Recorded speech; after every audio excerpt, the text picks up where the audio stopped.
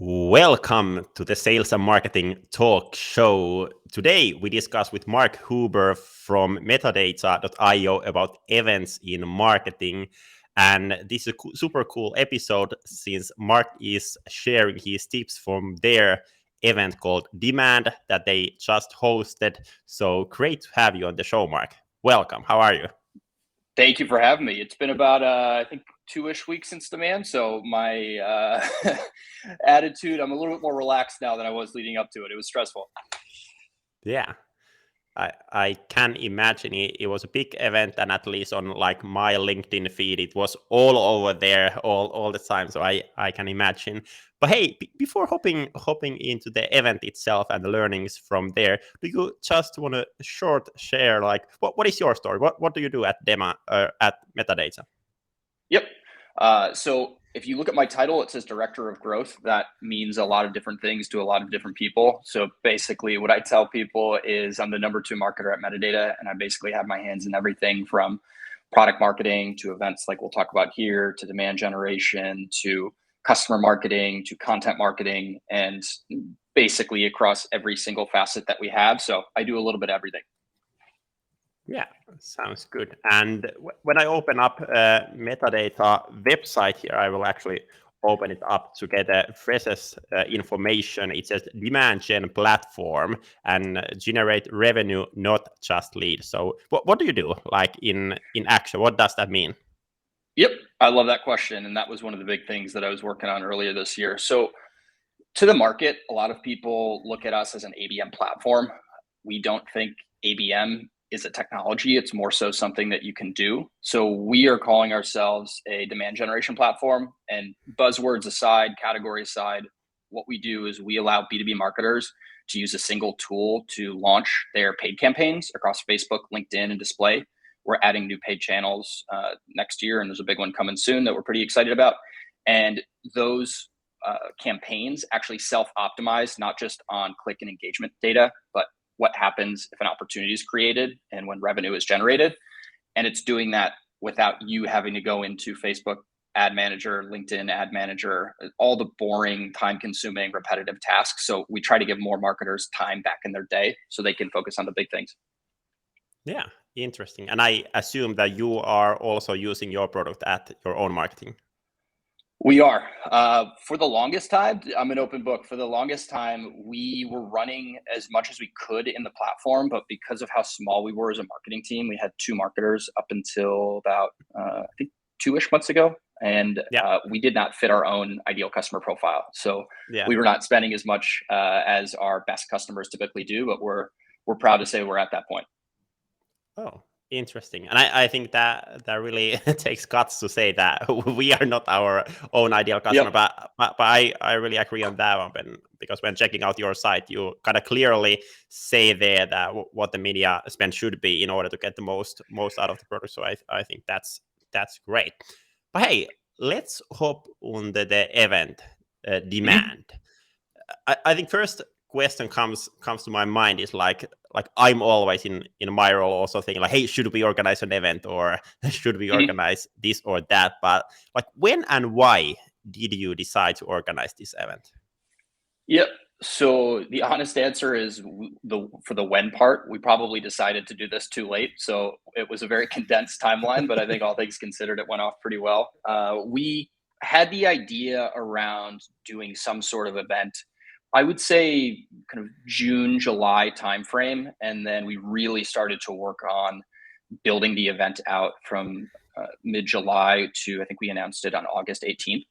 And the why behind it. So I, like all of us B2B marketers, I sign up for a million events. I rarely go to them. The ones that I do, are there some good things that are being shared? Yeah. Is it mostly blah and pretty vanilla and, pushing whatever product the company has or service onto you every time? So what we wanted to do was, one, not do that and create an event for really B2B marketers in the demand gen community and give them access to some pretty unbelievable speakers from people who have been there before and actually done the work. And I would say some of the more established names in the space. And then also give a platform for some of these up and coming B2B marketers who really know their stuff. They just aren't as established yet. So they're not, the Dave Gerhardts, the Kyle Lacey's, the Sydney Sloans of the world, but we fully expect them to be, a few years down the line. Yeah, I think that's interesting. And what you mentioned there, that you kind of hope that you would have started like earlier, but then at the same time, like I personally think that whatever the timeline you give yourself is, you can make it on that time. So if you give you 2 months, you do it in 2 months. If you give yourself 6 months, it will take 6 Yep. months. And I kind of liked on your marketing around the event, because there was this stuff that we don't even know, like what is going to happen, who are the speakers, and all kind of that Yeah. stuff. So have you got like feedback on that one? And like, what do you think, like, should everything be ready, or can you kind of announce that, hey, we are having this, and then kind of sort things Yep. out after that? Yep. So I'll give you a couple answers. The first answer was it was scary as hell to do that, because we've got to announce and start promoting this without having all the details finalized. So I needed to get over that feeling, and it was scary, don't get me wrong. The second part is we want to be transparent in everything that we're doing in our marketing. We want to attract as many of our, accounts and buyers as much as we want to kind of weed them out and just be very clear, like, hey, this is what we are and this is what we aren't. So I think that theme of transparency is what led us to announce the event before all the details were finalized. And we were blown away at how positive the feedback was from people who really appreciated that, hey, you're being super open, super transparent, and just real at the end of the day, that you don't have it all finalized. You're going to figure it out. It's going to be awesome. And I think, as scared as I was on August 18th when we announced it and didn't have all the details, seeing how well the event went made it that much more special for us. Yeah. And I think it kind of gives you this good pressure on doing things. I for example, it was last spring that I decided to do an like online course about sales. But what I actually ended up doing there is that I first announce it, I sell it, and then I just did it after that one. So you kind of get the like pressure of doing things. You have promised that, okay, yeah, a lot of people have paid for that one, and I have like 1 month to do that one. You will do it for sure. So I really like that idea for sure. Yeah, it's great. But I think like when companies start to do events, like I think one of the first question is like, who should we have there as a like talking. So did you start actually from there, like who should be on the stage, or did you start the other way around, like this is our ideal customer profile and these are probably the people that they want to hear about? Yep. So I love that question, because this was our first ever virtual event. And the reality is, I get nervous that we may have set the bar a little too high in year one for year two. But the reason why I tell you that is we didn't really know what was acceptable and what was kind of not acceptable when it comes to putting together virtual events. So we kind of chose to just forget anything that we had assumed about how virtual events are run. So I tell you that because we actually started with the topics. And that was different than I think how most companies approach these events. Because if you start with the speakers, some of the speakers that we had there, you will see on other virtual events or in-person events as kind of the keynotes, and that was great. But also, we figured that if we started with the topics first, we could curate the content that our audience is most interested in. And then once we landed on the topics, and they were all based on what we thought our ICP and our audience would find most helpful. And again, we're lucky because we are our own ICP. So we kind of are marketing to ourselves in some ways. And we locked down those topics. And at that point, that's when we started to figure out who are the either the biggest names to speak on these topics, the most qualified, or like the up and coming names that will be the big names soon. And we matched the speakers to the topic. So it was a little bit different. And I think we got really good feedback because of that. Yeah, I think that's a great idea actually, and I personally haven't been thinking it that way. So great learning there. But then when you kind of learned that, okay, this is topic, this would be a great person. How did you contact those persons? Was it Mark sending a lot of LinkedIn messages, or how did you get people on? Yep. Yeah. So it's a couple of things. And I think the key to what made this special was the content first and foremost, because it was not product pushing, it was no fluffs, it was actionable stuff, followed by the speakers. And then the speakers themselves, the only way that we were able to get access to them is because, for the most part, we had existing relationships with them, and we had built those Yeah. relationships over the course of the last year or so. So we featured them in content. We did co-marketing with them. Some of them were our customers. We had them on podcasts. We were on their podcast, and it takes some time to build that trust and that relationship. So when we finally asked, hey, would you like to speak at demand, we had given them quite a bit, and we didn't really ask for very much, so it was a slam dunk for them to say yes, we'd love to. So I think we're going to start a kind of a grandfather rule where if you're speaking at demand, you're invited back next year, and then the challenge is going to be to keep growing it year over year. Yeah, I think that's a good point. And like what I've learned, like doing these podcast interviews is also the fact that kind of the more you build relationships, the easier it is to get people on board. But one thing that I've noticed as well is kind of this name dropping thing, that I can say that, hey, Mark was in my podcast. Yep, it's the social proof component. Yeah. Yeah. So I think once we had some of just more established names or some of the bigger names, like the up and comers, I would immediately use that as social proof when I was doing outreach to other people, saying, hey, we already got, Devin Reed, Dave Gerhardt, Sydney Waterfall, you name it. And then at that point, they're like, oh, okay, Metadata might be a Series A company that's pretty small, but these are some pretty big names, and I want to be a part of that. Yeah, I think that is something that companies should be using more, and I think that that really works. But then, like you had the setup and the speakers, and then you started, or actually, like even before you had all the speakers, you started to like kind of market the event and get the people over there. And I found a LinkedIn post for you saying that there was 4,109 registrants at some point. But what was the exact number in the end? Like how many people registered? I should know this. I might be a few off. I think it was 4,495. So we had quite a few registrants that came in the last really 24 hours. The original goal was 4,000, which I've already told this to Jason Woodett, my boss. I thought that was insane for year one. So we were kind of amazed and even surprised that we were able to not only come close, but exceed that. Yeah.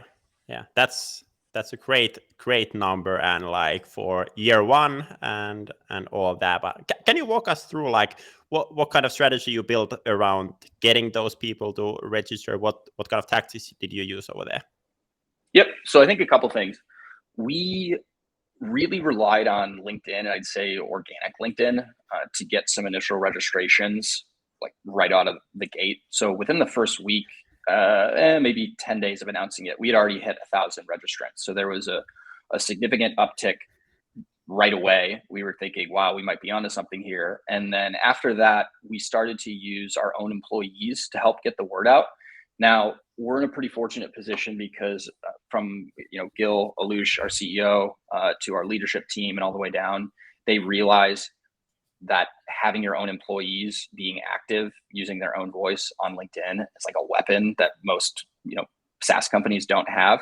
So our teams see how this can benefit them down the line. So they're excited and eager to start posting this, and promoting the event or other things that we do, while encouraging them to say it in their own voice. Like, we're not giving them a pre-canned, hey, you have to post this.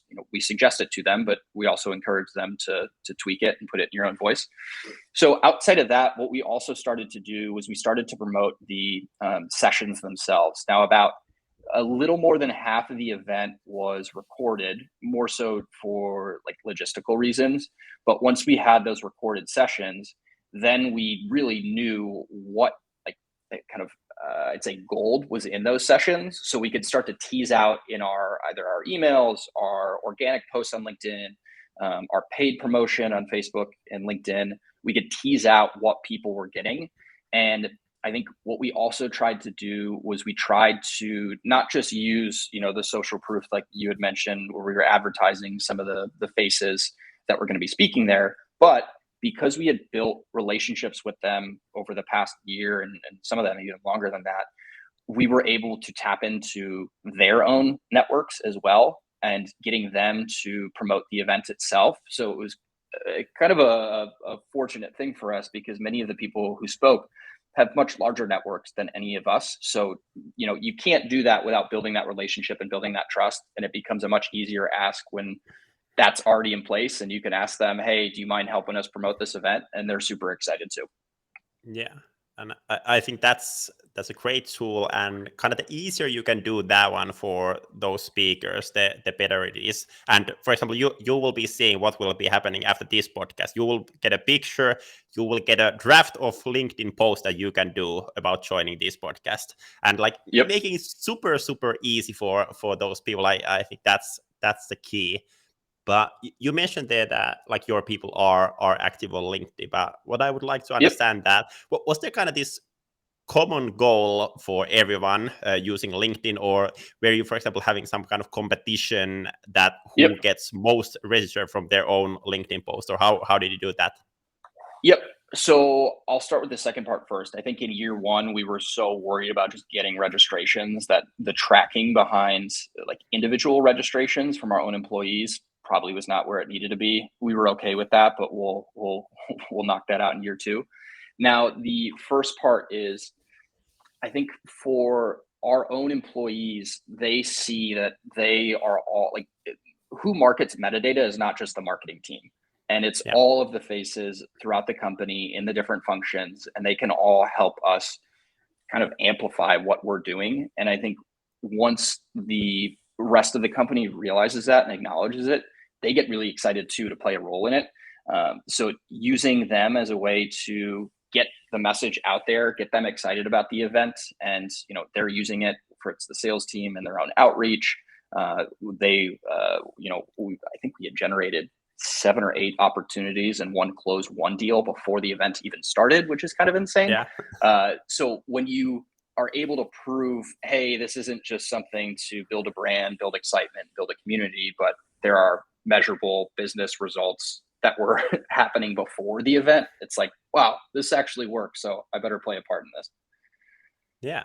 That's awesome. That's awesome. And one thing that I notice as well as a tactic that you use, and you mentioned that you Mhm. stole it from B2C side, was kind of getting the Yep. participants to share that message on LinkedIn. And I still remember I was like this close of doing it. I got the Why email. didn't you do it? Well, let me explain. I was this close to starting to do that one, and then I had like some other thing came to my mind. Hey, I need to do that one, and then I gotta forget. I was like really this close of Uh, doing it, and we winning the prize. But how did that work? Did people yeah, take so that one?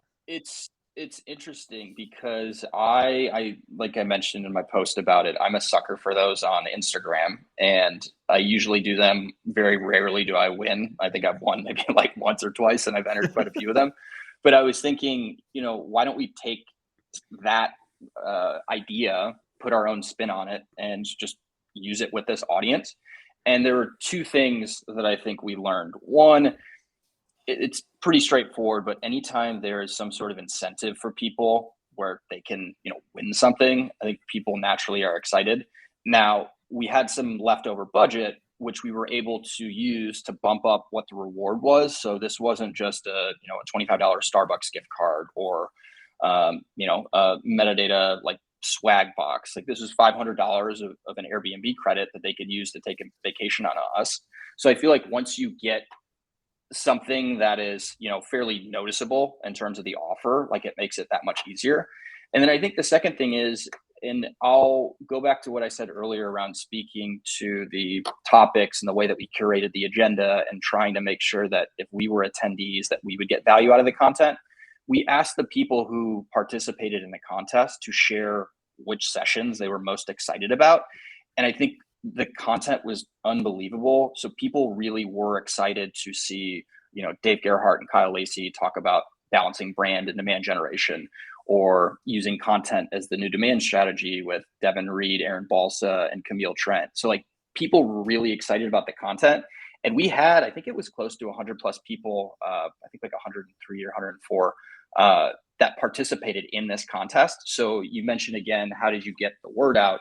Not only were we using the speakers and their networks, we now widen our reach by tapping into the attendee networks too. and it was pretty sweet to see the response. We admittedly had no idea if people were going to respond to it well when we launched it, so we were kind of blown away. And you better enter next year if we do something similar. Yeah, I need to mark that one on my calendar already. But hey, before hopping into the event itself and what did you do there, like one thing that I would actually like to ask is like the tech side. Like what kind of technology you decided to use for the event? Yep. So we use Goldcast. We had looked at Goldcast, Hopin, Livestorm, and I think a few others. We did have some tech issues at the event, which really were out of our control, but it's still a pretty awesome platform. I think the biggest reason why we went with Goldcast is a very simple piece of functionality, but it's also critical. When registering, it was one of the smoothest registration processes that we've seen. And we got that feedback from quite a few people on how easy it was to register for the event and then get the event blocked off and added to their calendar with a unique URL. That feature in itself, Hopin did not have when we were demoing all these tools. So we did not want to have to Frankenstein, the virtual event platform with some sort of third-party tool to send out a calendar invite with the link and all that stuff. So that was really what sealed the deal for us. They're a pretty young company as well. So I think they're used by the likes of Drift and Alice and us. So they've, been a great partner to us. And, tech issues aside, it was something that had not happened before on their end. We met with them after the event. They explained what happened. And, we understand that those things happen with virtual events. I think for us, we were lucky for a couple reasons. One, with the pandemic and with us having to, live on Zooms and virtual events, people are just accustomed to there being tech issues, I think is the nature of the beast. And then the second part is the speaker lineup that we had was so good with the topics that they were going to be, talking about, that we actually didn't lose any people during the 12-ish minutes that the platform is down. And then we still had the chat going at the same time. And the chat was, I think, a huge differentiator for the event too. Yeah, makes sense. Hey, you mentioned earlier that you also like love to register for events, and I think like nowadays there are like so many events, so many webinars, so many of all of those, and people are always, hey, this seems interesting, and then they register, but then there is the event and no one shows up. So how did you make sure that people really comes for the event, and from the people who registered, like how big portion really participated for the event? Yeah, so it was a shade over 40% for the attendance rate, which is pretty amazing. And most companies, are shooting for like 25-ish% and consider that to be a success. So our goal, admittedly, was 50%, which we're good at setting insane goals and coming close or exceeding them. So for us, what we really leaned into was promoting the attendee like participation and the experience as it relates to the Q&A and the chat for every single session. So Q&A was a big component. We were giving people access to, these speakers who've been there, done that before. And then for the recorded sessions, which were honestly my favorite, we had all of the speakers from those recorded sessions in the chat live. So as they were talking about things in the session, if you had a question that came up, you had direct access to those people, and they were giving super tactical advice, answering as many questions as they can. And I think that really contributed to people wanting to be there the day of, which I had not seen in virtual events before. So we got to figure out how to replicate that next year. Yeah. And actually one tip that I've heard for this one, it's not a scalable one that easily, but I heard one Finnish company actually. Usually those are the best things. So I'm interested to hear what you're going to say. Yeah, but what they did, they had this webinar and they got like roughly 90% of people joining that one. It was like 100 people roughly, and what they did, they sent a personalized video message for all the participants before the event, like saying hello and just like quickly telling that what they think that this person will get out of the event based on their role. It's of course like super manual work, but like works super good, and I think that kind of thing is interesting. And at the same time, of course, there are like a lot of tools that helps kind of do like super super like personalized things on scale as well. So I think that's super interesting, like how Yeah. that will be changing next years. Yeah, I would have had to send a lot of emails. My fingers would have been sore. It would have been like 4,400 emails. So I don't know if we could have done that, but I think for us, it's just reassuring people that, hey, this is not a virtual event where we're just going to pitch you and try to sell you our product, because we didn't do that. So I think in some ways it disarmed what people have come to expect out of virtual events, that this isn't some, all day sales presentation. And that led to, a great attendance rate too. Yeah. Yeah. And you mentioned there that like the goal was to get 4,000 people register for the event, but what was kind of the business goal behind that one? Was it like to get your brand out there, get new clients, or like how do you measure the success of the event in the end, like business wise? Yeah, it's an awesome question. So I think a couple things. The first thing was we saw a gap in really the market for this sort of event. And when I say this sort of event, I mean badass topics, badass speakers, no product pushing, fatigue from all the virtual events. So like that was, I think, the original idea behind it all. Now, we wanted to, community seems to be the rage right now. Everybody's talking about it. Very few people are doing it well, mostly because it's new for almost all of the market. Now, for us, we were trying to position this more as an event for the B2B marketing and really demand gen community. And I think for us, it's a first step in that community building process. Now, I can't share all of what we've got planned next, but we are going to be trying to build onto that and add to it. What I hate seeing is there are so many Slack channels out there for communities, heavy air quotes here. I get enough Slacks over the course of the day that I can barely respond to myself. So I just need like more Slacks from, the outside world. So what we didn't want to do was just turn this into some sort of generic Slack community and be like, boom, we created a community. So with that in mind, we're trying to, take the momentum that we have around this event and, building, a community and using this to help build our brand and kind of punch above our weight class to then, I would say carry this momentum and do some really cool things with it throughout the year in 2022. Yeah, makes sense. And I think a lot of people know the feeling when you are participating in some event or webinar, and then day after the event, sales people call you that, hey, I noticed that you participated in our event. This is our product. Do you want to buy it? But how did you kind of go on that process, going those people through? Yeah. So the whole theme for us putting together around the event was to create an event that we would want to attend ourselves. And what we started with first was, what are the things that we don't like? One of the first things that we talked about was exactly what you just said, which is the day after the event is some generic, outreach or sales off sequence that says, hey, I saw you at the event. Do you want a demo, or can I get 15 minutes of your time? Yada, yada, yada.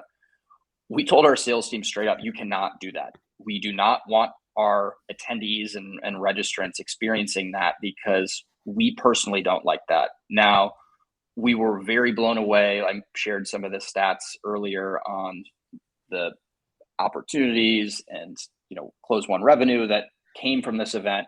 We had registrants reaching out to us, before the event and after the event, which was unique because it's typically the other way around, where your sales team is annoying them. So we were very clear, hey, if you want to talk to us, great. If you don't, also great. And our sales team is not going to be following up with you.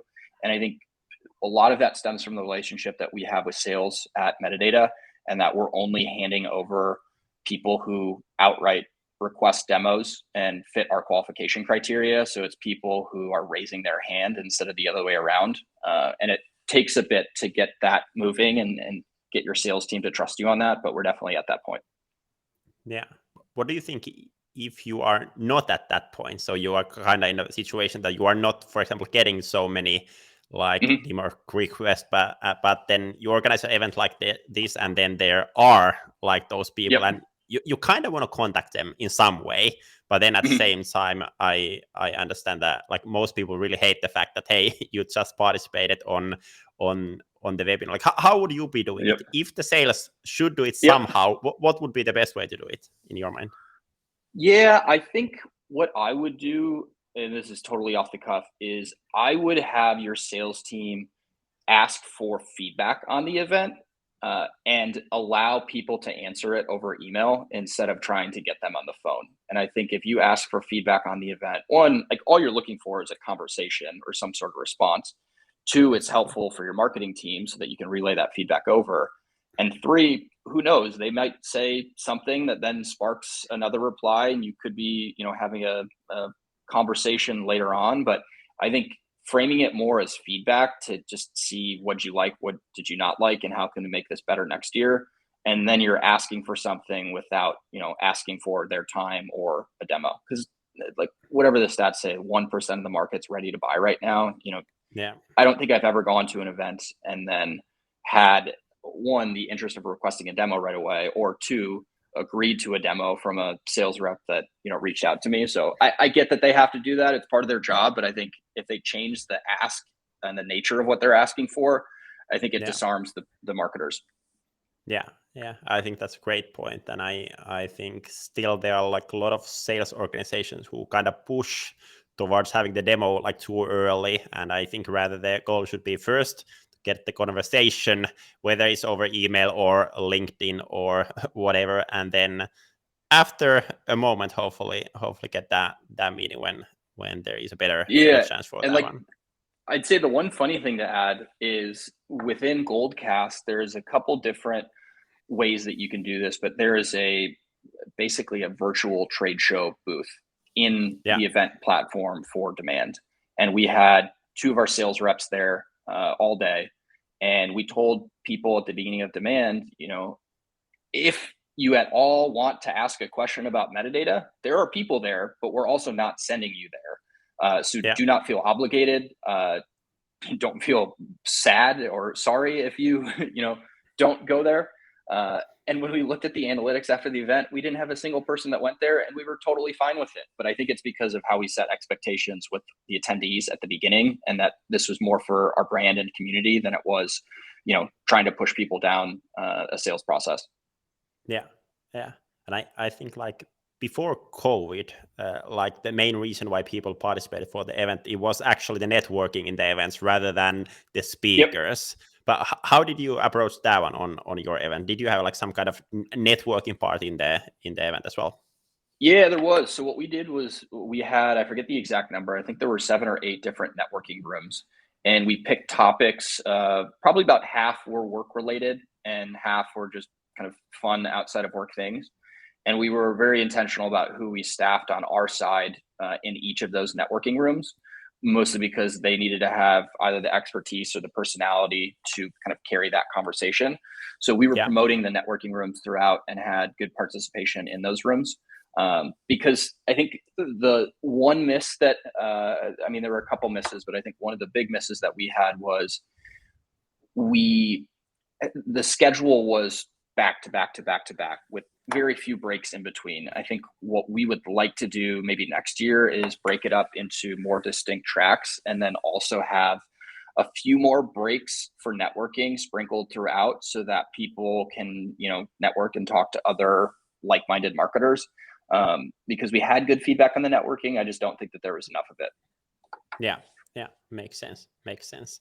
And one thing I think you are doing very great is like typically when companies are having the event, then the kind of event ends, and then like all the content you have there, you kind of forget to use that one. So can you share a bit like how you are using the materials that you gather for the event and how you are Yep. kind of repurposing it on your marketing in the months after the event?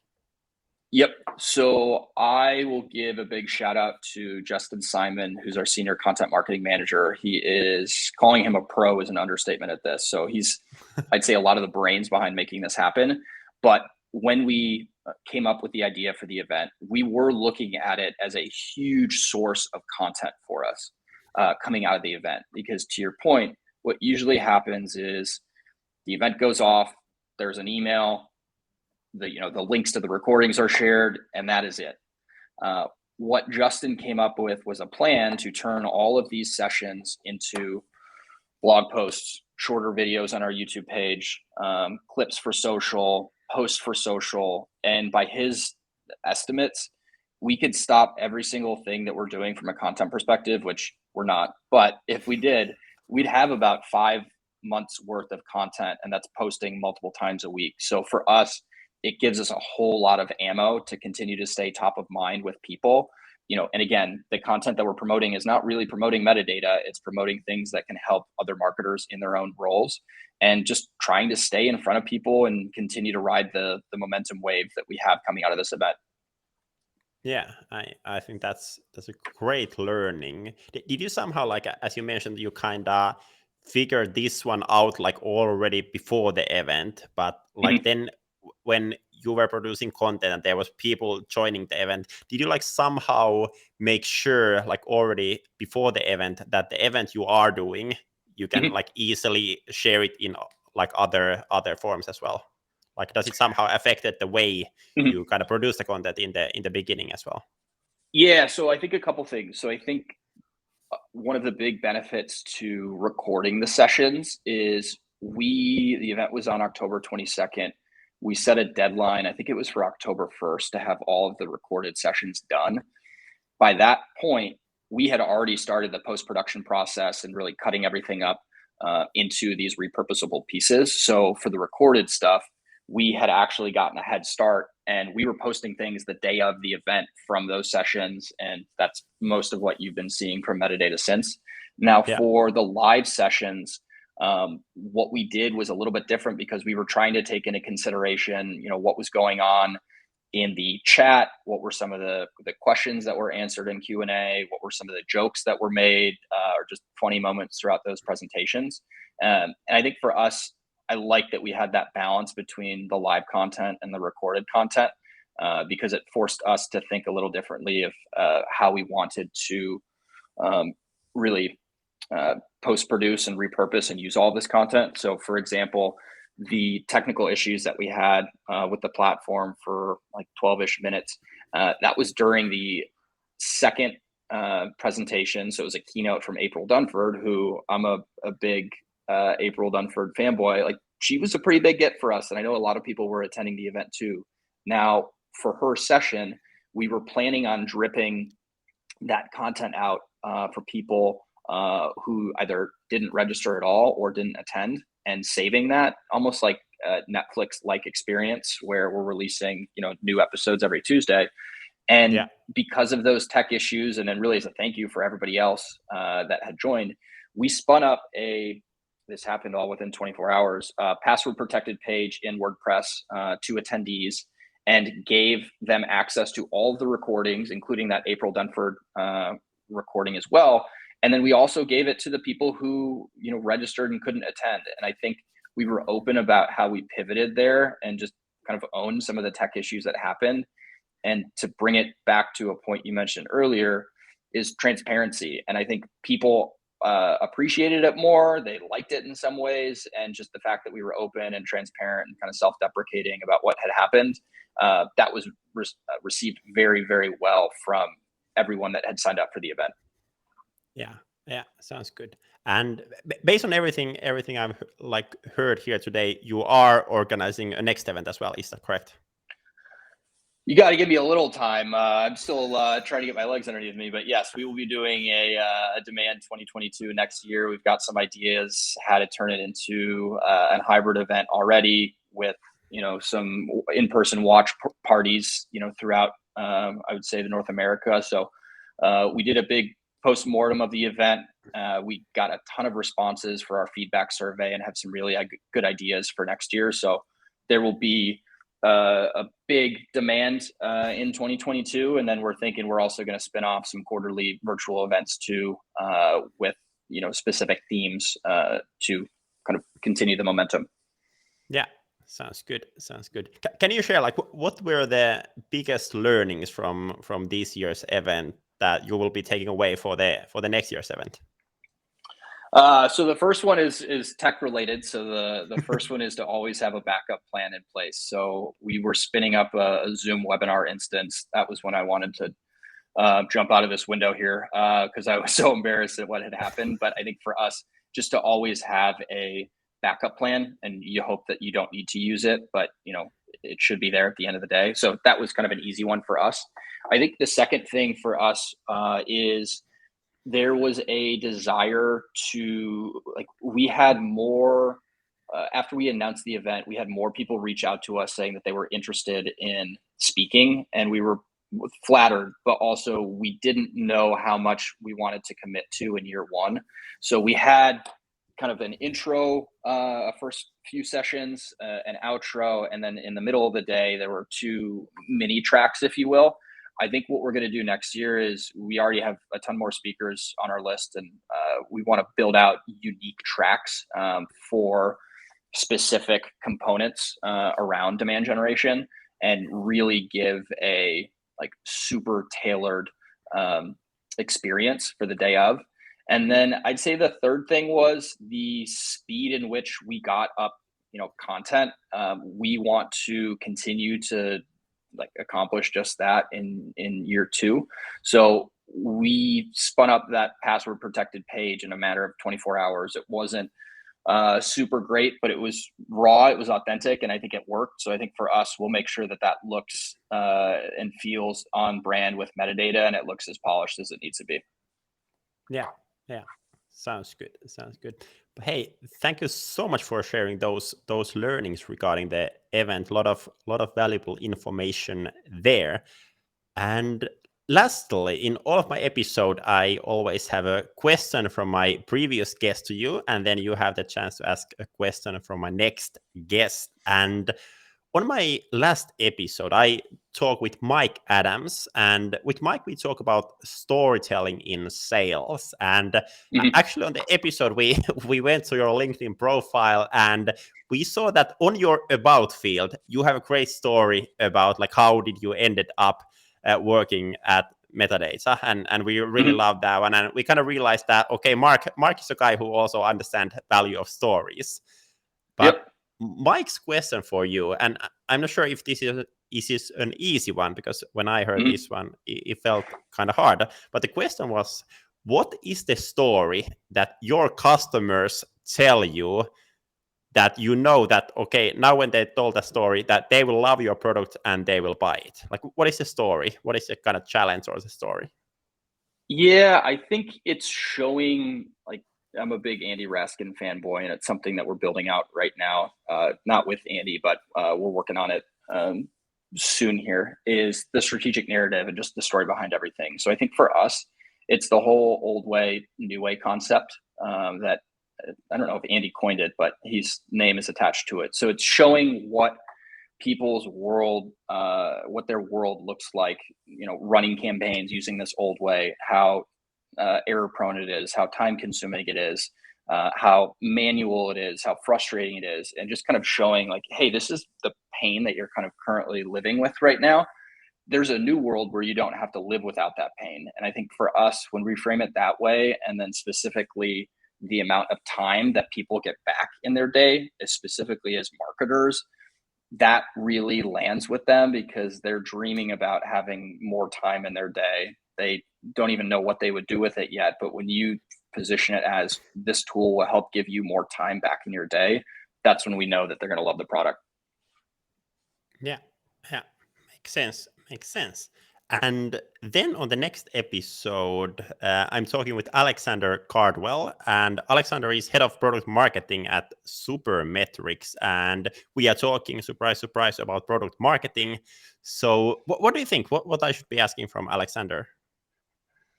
Yeah, so I'll give an easy one. Why is everyone and their brother hiring for a product marketing role right now? We're hiring for one. It's pretty challenging, but I think it speaks to the rise of product marketing and how companies see that they may have overlooked this in the past and they can't overlook it anymore.